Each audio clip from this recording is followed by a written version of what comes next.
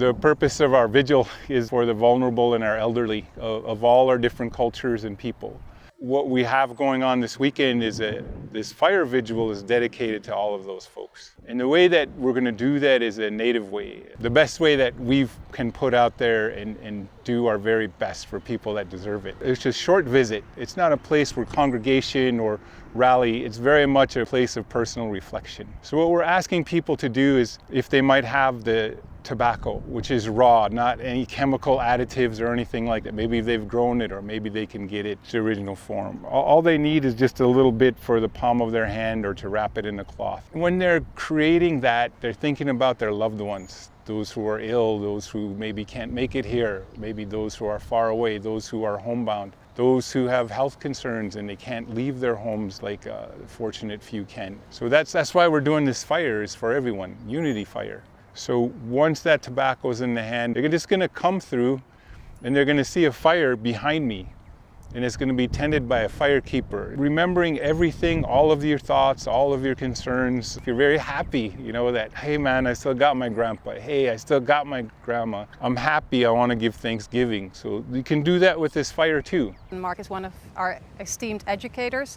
So when he approached us to do the Unity Fire together, I felt very honored, and it has been nothing but a pleasure working with the Native community, and they've been so generous of their time, sharing of their traditions and beliefs, and open it up to the community so the community could have a safe haven to share and come and see what it's all about. And I heard from many people that they felt peaceful, relieved and optimistic when they left here, so it's been a great honor.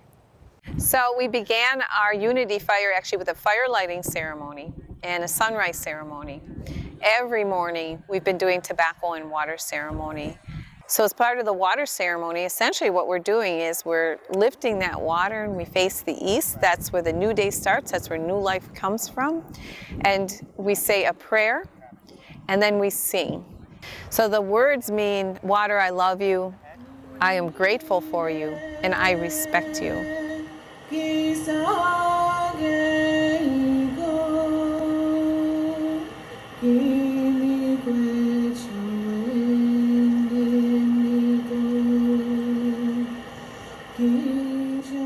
Now, when those men ignite these pipes, something incredible happens. There's a moment when our destroyer meets creation, and that happens inside of here. When that fire becomes one with our plant medicine, there's destruction that happens, but there's also creation of a very, very special moment.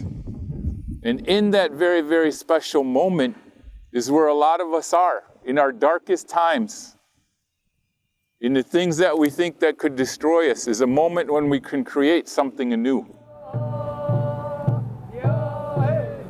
So you put your asema or tobacco in the fire, and then you pick up a piece of that cedar out of this bowl, and that goes in the fire, and it cleans it for the next prayer to come.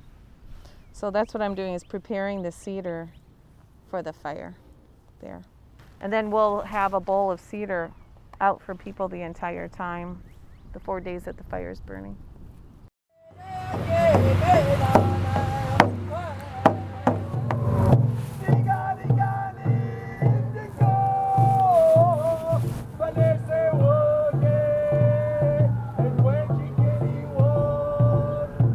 We are thankful here because we want to join in with others about the healing and prayer process.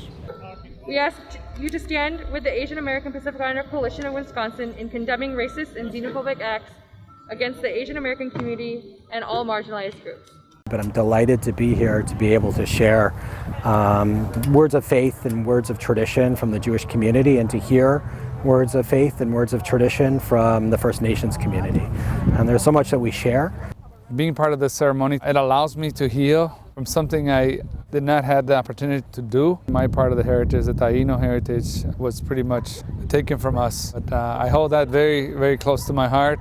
I've learned that I am Seminole, and to experience how my sisters and brothers here identify with the earth, with the creator, with water, fire. I was like, wow, that's me. I absolutely enjoyed, and I learned so much today.